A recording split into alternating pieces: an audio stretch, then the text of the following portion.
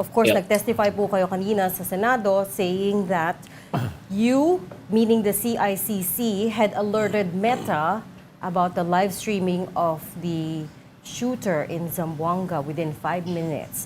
Pakikwento naman po sa amin for those who haven't listened into the Senate hearing. So immediately after we had visibility, which is difficult to be honest, Ma'am Rachel, because our visibility really depends on virality. Kasi yung live stream na yan, it doesn't have any tags that we can input into our monitoring and detection system. So we only had visibility. So it took us time before we would have visibility. Tapos ni-report ko kagad namin sa Meta. And this is the unfortunate event since there's still gaps and still the office of Meta here still isn't a proper branch office that has jurisdiction, that has some powers. Dinaan pa ho nila sa proper channels before the video was taken down po. And within 5 minutes, you had officially reached out to Meta, correct? After yung ongoing po na live stream po, we reached out to Meta. And to be fair naman po, nung nag-reach out tayo, we understand their internal processes, and because, you know, the Philippine office has very, very limited jurisdiction or very, very limited powers. They had to go to their channels. Na-take down naman po. Umakyat pa sa Singapore, where the regional offices yes sit. po, opo. Na-take down naman, but how much more time lapsed? Around from what was reported to me, it was around 7 to 9 minutes pa po, Ma'am Reg. 7 to 9. Yeah. So matagal-tagal pa yon. Oo. Yusek, Yes, ma'am. nagko-coordinate daw kayo with Roblox. Can you tell us more about it? So yes, ma'am, because of although it's still unverified and wala pa na-establish na clear evidence when it comes to the connection of gaming platforms, but there were already intel given to us that the child in conflict with the law was heavily into Roblox. We already reached out to Roblox, and then they reported back to us that they're conducting their own investigation onto the matter, whether the child was indeed heavily engaged in the gaming platform, whether he was chatting with anybody inside the platform, or whether there were indications of NBEs within the platform. Sir, Madalas niyo bang gawin yan, mga ganyang coordination with this gaming platforms? It's still difficult, Ma'am, and this is something that the CICC is very passionate about, that, you know, we are asking for real powers and real clear mandate that would require all these platforms, whether it's the gaming platforms, whether it's social media platforms, include na rin natin, Ma'am Ami, pati messaging platforms, kasi after the games, after nila mag-target ng mga bata sa games, dadalhin na sila sa messaging platforms para doon in-indoctrinate And also streaming platforms. So, kailangan magkaroon tayo ng jurisdiction over them para siguro matupad yung sinasabi niyo, mas mabilis yung coordination kasi may certain coercive force behind yung pag nag-utos tayo. Kasi ngayon, ma'am, admittedly, nakikiusap lang tayo sa mga platforms na ito. Pero sir, I think what's really alarming for a lot of people is even after the original takedown or the takedown of the original video, it still was found kanina on Meta, I suppose, with other users streaming it or replaying it. How is that possible? Correct, sir. Correct, Sir Ed, no? And I'm sorry to cut you off, but if I get your question right, if tama ho, may mga nakikita pa ho tayo. Kasi ito, nakikita natin dahil hindi tumahagip ng AI natin because walang mga tags. Ibig sabihin, ilalagay lang nila, walang description. So, ang description kasi yung pinagpapasihan ng AI natin pag nagsusweep sila. So, what happened was, and to answer your question, paano nangyari yun? Even though the original account and the original video was taken down, supposedly hindi mo na ma-share yun, we found out that during the live stream of this particular individual, ni-record po kasi we saw from a perspective na ito yung screen, tapos may isang device na nagre-record doon sa screen, so nahagip yung screen. So yun yung as if original video yun. So, pinapahagip din natin at pinapa-take down din natin kay Meta. And we are also asking the public kasi admittedly may mga ganito na makakalusot because hindi mahagip ng AI, hindi mahagip ng monitoring natin na if there are still existing videos like this, i-report to sa amin sa CICC para mapa-take down na ho natin. Yusek, anong possible sanctions nyo sa Meta? Dahil So- kung wala naman silang sanctions, papagpag lang nila yan. Oh, Sec Ronald, and it's very good point. And kaya nga ho, we will now be conducting a study and recommendation kung ano yung mga executive measures natin, whether it's on the part of the executive or the legislative, kasi there are still gaps in the law na kailangan natin punuan para ho to properly formulate guidelines to properly regulate and monitor these platforms in with the view of child protection naman po hindi naman po for anything else. Kasi rampant na ngayon yung wag na lang within tong school shootings kasi parang yung gaps niya medyo malayo-layo sa isa't isa pero NBEs are still yung group chats nila are still very active. Pero yung mga CICC cases natin, Ronald, nandiyan pa. Yung mga bullying natin in violation of our Safe Spaces Act, andyan pa. So there is a lot of things that we need to unpack and we need to confront these platforms with. Again, I reiterate, it's not only social media platforms, but messaging platforms, gaming platforms, wherein you can chat in these platforms, and even sometimes streaming platforms po. May mga legislations ngayon na USEC na nakasalang. Nako-coordinate ba kayo para doon sa mga legislations na yon? Meron kayong masaya ba kayo yung status ng mga legislation na yan? Dahil may mga criticisms yung ibang mga academicians at saka civil society groups doon sa kakulangan ng mga legislations na nakasalang ngayon. So, we are a very active participant po, Sec Ronald, when it comes to yung mga, especially mga LEDAC measures natin, including yan, strengthening yung child protection o CICC laws natin. But tama ho, yung iba natin, there can be improvements, especially ho, when it comes to the flexibility of our laws. Kasi nga ho, we're discussing the problem now. Ang problema ko sa technology, when you're discussing the problem now, pag napasa na yung batas, nag-evolve na yung problem kasi sobrang bilis ng technology mag-evolve din po. Sir, I don't mean to be I don't mean to be maldito pero I get the impression na pag intellectual property issue, ang bilis nila mag-flag na, oy, that's the same thing as something else. Pero pag commercial, in other words, pag commercial issue, mabilis ang umaksyon. Pero pag social issue, parang, teka, walang ito, walang ganon. Am I getting that right? Am I being reasonable here, unreasonable? Sir Ed, I'll give you the basic business model of these platforms. Controversy sells. So the more controversial of course. the thing is, but mas papayagan nila sa platform nila yan unless we mandate them to, put it out of their platforms. Oh, but USEC meron din silang community standards, 'di ba? Madalas for Yes. those of us who have been blocked or who have had content taken down, they say that we violated the community standards even though may pagka-arbitrary naman talaga. But there are things that are very clear that are not supposed to be on the platform. This is one case. And in the US, of course, they are being sued already over their responsibility with the Texas school shooting, for example. Yes, So- po. so- and then sorry ma'am. Go ahead, Yusek.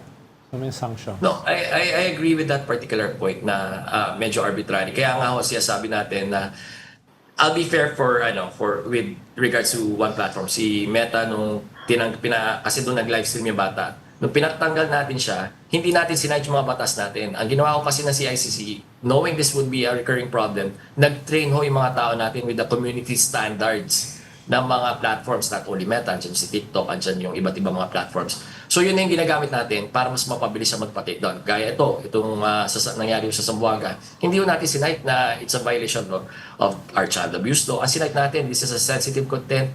Ginamit natin yung mga community standards ho nila. And I agree that if we are continuously doing this, we are at the mercy of their own community standards. Kasi dapat it should be tailor-fitted to the Philippine culture, the Philippine setting. Kasi may ibang nuances na dito sa atin na hindi.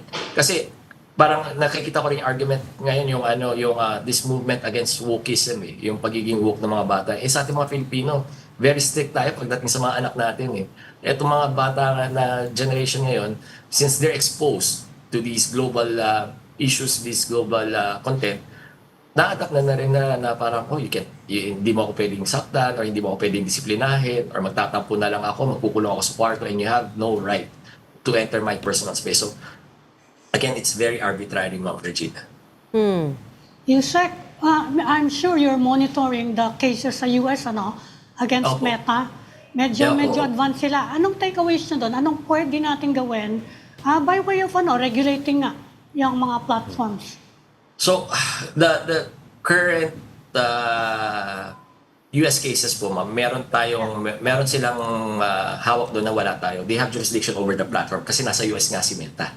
So, whenever they sue, their Meta has no choice but to respond. Yeah. We try doing that here. Baka yung gaya yung sinasabi ni Sir Ed, baka isnabil lang tayo nung mga platforms na yan. Unless nga, we acquire jurisdiction over them. And we have the right to acquire jurisdiction over them, Ma'am Ami, to be honest. Kasi ang laki-laki market ng Pilipinas para sa kanila. Ang laki-laki ng kinikita nila sa atin. Eh. Yeah. And yet, Oo nga. wala sila dito, di ba? Ito na lang itong kaso ng sa Zamboanga. Humihingi tayo ng warrant sa korte natin. Pag nakuha natin yung warrant na yun, kanino natin i-enforce? Dito sa mga platforms na to? Na tatagal pa bago sila sumagot sa mga warrant na yun because they have to go through their channels. Something doesn't sit right with us here in ICC sa ganung sitwasyon. Sir, anong solusyon dyan?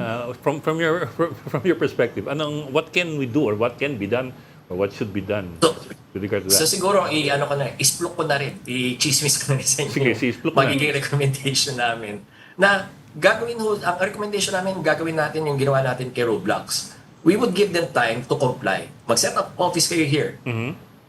Yung KYC, kasi hindi inherently masama yung mga platforms o yung mga games na yan eh. Pero ang masama, hindi nila nire-regulate yung sarili nilang mga platforms. For example, yung mga age-appropriate content.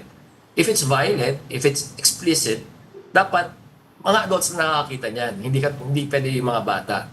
So I think the KYC should be tied up either to a registered number or yung sa national ID ho natin. And third, there should be a reporting mechanism na pag halimbawa ganito ka urgent na ma-take down kagad, kailangan yung response natin i-shorten natin something immediate. Ganun na yung recommendation namin. Yusek, ano na status nung issue sa Roblox? Sa Roblox po nangako po sila. I think they have till October, if my calculations would be correct, Sec Ronald, no, to set up office here and then to tie up their KYC or their age verification do sa national ID natin. Kasi currently, ang age verification pa rin nila, yung itatapat mo lang yung mukha mo do sa camera, i-guesstimate na yung age mo. Halimbawa, si Sec Ronald ang tinapat mo do sa camera, baka akalaan underage, i-restrict do sa platform, di ba? In relation dyan, Yusek, yung age regulation, meron ba tayong ganyan dito sa mga online gambling natin dito? Dahil kinakausap ako ng mga LGUs dahil grabe yung depression at saka iba pang mga malalaking problema sa kabataan dahil easily na-access nila yung online gambling Nababaon sa utang mga bata pa, kaya grabe yung depression nila. Sir Ronald, I have to distinguish, no? Yung mga legal, yung mga registered sa PAGCOR, and we've gone through their system, apparently it meets the standards ng age verification. Medyo mataas yung antas ng age verification nila. Ang nagiging problema natin, Sec, yung mga unregulated, yung mga hindi lisensyado, yung mga, unang-una, tama ho kayo, hindi lang sa hindi maganda yung age verification nila, but mas iniinganyo nga nila yung mga hindi pwedeng maglaro doon sa mga legal na platforms. So dito kayo sa amin. So that includes mga bata, yung mga naban na. And second, namamanipula yung mga games na yan. And kaya nga kami ho sa CICC, puspusan ho yung pagpapatake-down namin, pagbablock namin dito sa mga illegal gambling sites na to. Ang nagiging problema natin is yung pag nag-block kami, madali rin gumawa ng ibang sites ng mga to At saka, ang nagiging problema, yung limitations din ng mga telcos. Kaya nga, pinag-iisipan na rin mo namin ni Sec Henry ng DICT na kunin na talaga sa kanila yung PDNS, yung pagbablock ng mga, hindi na natin kailangan iasa sa mga telcos yung mga pagbablock na to. Yeah. Yusek, we're running out of time, but I need to ask you some last few things. CICC, do you already have a stand on the proposal to ban social media for minors? Meron na pong official Yes, ma'am. And I think we've already echoed this in our position papers to the various committees handling this particular bill. No, we support the bill, but we have to learn from the lessons of other countries. It's not only a sweeping ban that's needed, and it might not be prudent na sweeping ban lang based on age. Kailangan may kasama din dyan education sa mga bata. Ano ba yung internet? Kasi pag binan mo yan, mas nagiging attractive sa bata eh. Yung parang bakit nagiging tabu tapos mas nagiging attractive. So we have to integrate it with a curriculum na sa cyber hygiene at saka yung ano yung mga do's and don'ts sa internet. So wala po kayong age recommendation. You are not proposing any age cutoff. No, we're not, ma'am, but we're supportive po of the measures of our legislature to heavily regulate these platforms. Yeah. Okay. Coming back to the most recent incident in Zamboanga, the legislation around here might take a while. Of course, we're talking about it now, pero baka matagal-tagal pa before it comes into effect. In the meantime, what is the plan here? Is there anything that the executive side can do? Yes, Ma'am Regina. No, I circle back to what I was talking about earlier, that we would be proposing recommendations to execute some executive measures like what we did with roadblocks, which is to mandate them to comply. Otherwise, they would face us temporarily geo-blocking of their platforms until they comply. First, set up office here. Second, strengthen your age verification, tie it up with our national ID or tie it up with the registered SIM card here, and then have that particular green lane when it comes to government communications for better coordination and faster actions. Ma'am Regina. Kumusta yung paghabol nyo sa nihilistic extremist groups? Are you working with the FBI? Kasi sila medyo advanced na yung yung law enforcement nila in that area. Yes, ma'am. And to be honest, what we're facing here in the Philippines is the same problem that's facing the US and other Yes. first world countries who are more advanced when it comes to technology, who have jurisdiction over these platforms. NDEs are generally outside of these particular jurisdictions. Yung pag pinag-usapan natin yung isang grupo, mostly mga Russian NDEs yan, yung mga ganyan. So, yan ang nagiging problema natin eh. We have the information. Ang problema natin, How to go after them. difficult thing because cybercrime is really borderless and our actions, lahat po tayo sa buong mundo, have to be collective and universal din dapat yung sagot natin. We come up with universal policies na pag dito nangyari, as if nangyari sa buong mundo, mamami. Maybe that is the argument you need to make. Who has jurisdiction over Meta, for example, is Singapore, because their regional headquarters is in Yes, Singapore, and they are a registered licensed entity over there. If you say that Yes, ma'am. cybercrime is a borderless crime, then maybe that is something that we could take to them and, ask for more cooperation with. But That's a very great point, Ma'am Regina. Yes, we agree that it's these particular NBEs. If you are targeting our children, it violates our child protection laws, yung anti-child abuse law natin. And Yeah. it should be integrated into our various MLATs with other countries. Yeah. Kasi yung mga MLATs natin for serious crimes lang eh. yeah. So La- maybe there's a need to revisit our various MLATs with other countries. Yeah, especially, might as well do it now whilst we're ASEAN chair. We'll leave Yes, that there because you did ask to be let go at 4:30. Is that correct, Yusek? I think I can still spare another 5 minutes. Ma'am, kasi Okay. 4:45 Sige, go ahead. Well, sir, sige. in answer to Ami's question kanina about yung mga nihilistic groups, you said na it's a bit difficult because, for example, you have Russian, I suppose, Russian websites or mga ganun, websites that are outside of our jurisdiction that we have no control of, and I suppose we cannot block. But at the same time, I understand that you also have internet providers here that block websites. Yes, po. In fact, I see a lot of websites that are not available to Filipinos. So Yes, it po. is possible, and it is being done.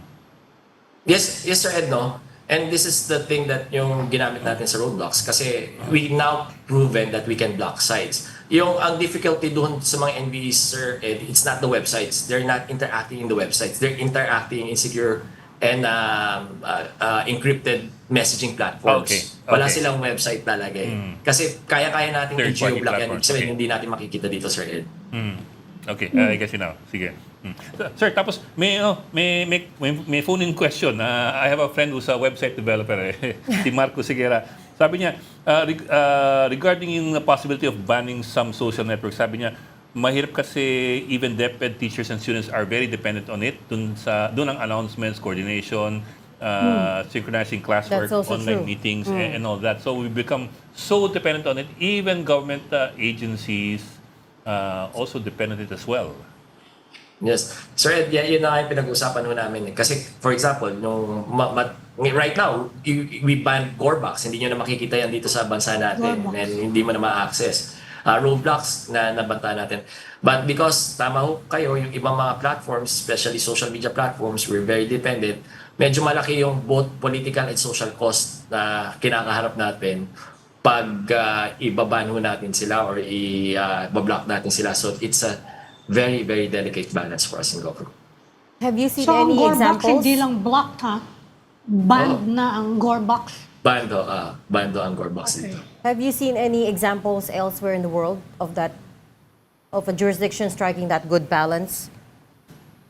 There's, to be honest, Ma'am Regina, there's actually no measure for what's good balance. Ang nakikita ko natin, nag-block talaga at saka nag-ban sa mga social media platforms are very extreme. You have China, you have Saudi, you have Russia. So, one thing in common sa mga particular similarly situated republics and democratic nations like the Philippines, lahat sila nahihirapan din na hanapan ng dahilan para mag-outright ban because of the cost that's involved. With the Zamboanga shooting, you said you had reached out to Meta within 5 minutes after you were alerted to it, and then they took down the video within 7 to 9 minutes. Was there any effort on their side after that to try to, make this process faster? To be fair, Ma'am Regina, after the blocking of the initial video, the original video, pinasok na ho nila doon sa AI nila. So, mabilis na ho yung pag-detect ng mga nagre-reshare ng videos na yon. And it's the process na meron naman sila eh. They have control over their platforms eh. So they can detect and they can take down very, very quickly. And in this particular case, after the initial takedown, mabilis na ho yung sumunod. In fact, automated na yung mga sumunod na mga takedowns nila. Pero may mga nakalusot pa rin because they did not put Yeah. keywords. Yes, ma'am. So, how do yan you yung capture nagiging that? restriction. So, the difficulty with videos is even if you hindi mo siya ma-take down in real time kasi wala kang parameter na isa-search ng AI. So hindi niya ma-process, hindi niya ma-contextualize yung videos. So that's the problem with videos na walang description. It would stay out there tapos nga unless we take it down because we detected it at saka request natin for takedown. In less than 2 years, Actually, magkakaroon na ng presidential election, CICC. No? A Yes, very defining election. Even now, nag-scale up, nag-level up na yung disinformation tsaka trolling. Yung trolling ngayon, hindi mo na kinakailangan ng thousands of trolls. Kailangan mo na lang ng 1 or 2 person na merong Yes, app Yes, sir. para dito, no? So, AI may choose the next president in 2028. So- Anong ginagawa nyo rito para ma-mitigate or at least ma-regulate yung ganitong klaseng level ng gera, ng warfare? Because warfare now is in social media. Tama ko kayo, Sec. Ronald. No? So one of our proposals, since we're going to Singapore, Sec. Henry and I, and apparently we have a huge delegation now because gusto na rin sumama ng Senate at ng House at saka ng PCO to Singapore to meet with Meta executives is we should be able to dictate our own narratives here in the Philippines. Kaya gagayahin natin ang Singapore na pag foreign yung mga kasi yan naman yung amplification niyan, Sec. Ronald, base na sa nakikita natin, no? Narrative comes here, ibabato nila sa ibang bansa para sa amplification, tapos magiging natural na lang yung pick up dito ng resharing, nagiging organic. Pero what our proposal is, and talagang ang habulin natin yung mga platforms na dapat ma-implemento is, pag yung mga accounts na yan ay hindi Philippine registered or tied up to a Philippine course. ID or Filipino SIM card, dapat hindi yan makapag-interact sa atin. They can see our contents, pero hindi yan dapat makapag-comment, hindi yan dapat makapag-reshare. So yun ang hinahabol natin, Sec. Ron. So I think that's with the aim of, protecting the integrity of yung elections natin for 2028, sir. When is this meeting happening, Yusek? So the proposed date, and I think it's already confirmed, will be on the 27th of this month. Immediate na po talaga, Ma'am Eugene. Oh, next week. Huwag masyadong Yes, po. maraming Yusek, huwag masyadong maraming congressman at senador yung isama nyo. Baka mag-junket lang. Sige po. Sino mga gusto sumama? Let us know. I think it's It's okay. the main delegation would be DICT-led Yeah, tsaka of course. CICC-led po. Pero I think there will be representatives from the Senate, hindi man lang siguro Senador Secronal, but yung mga committees nila and also from the House po. And advocacy groups po, I think Digital Pinoy would also be joining us.